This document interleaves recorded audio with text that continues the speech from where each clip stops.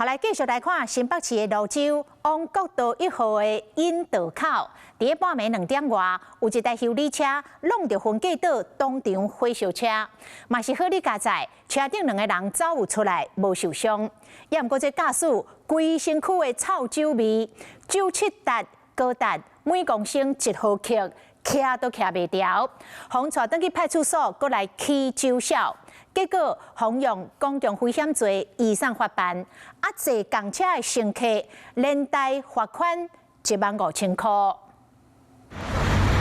白色修理车伫接拢高速公路引道的分隔岛，规只车势90度坏伫咧大马路顶，险啊影响到后壁经过轿车，就遮尔拄好拖吊车就伫附近，无到1分钟赶到现场。不过修理车的车头已经咧庆烟，无偌久，规只车就烧起来。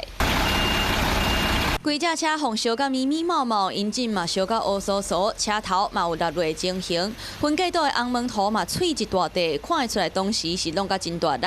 修理车当场就烧起来，驾驶甲2个乘客就随走出来，加载拢无着伤。开的那里去撞了。当时开很快吗？那你们的有受伤吗？开车的是谁啊？ 看到警察阁想要闪，敢若无想要互骗到酒味。今仔日透早2点外，修理车经过新北市蘆洲区的新5路，往国道1号方向的引道口，2个中国籍的查某酒后阁塞车要转去桃园，结果行唔到路，弄到分隔岛，敢若有漏油，加上引擎管温，才会火烧车。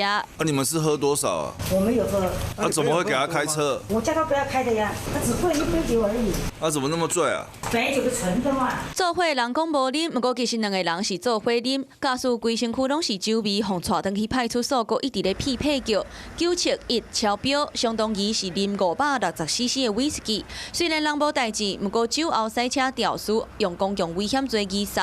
做伙乘客无主动，上当会当罚15000块，摊赔的代价阁袂少。 Hello， 我是蒋欣梅。想要抢先掌握最及时的新闻资讯吗？赶快订阅、按赞、开启小铃铛，锁定华视新闻 YouTube 频道。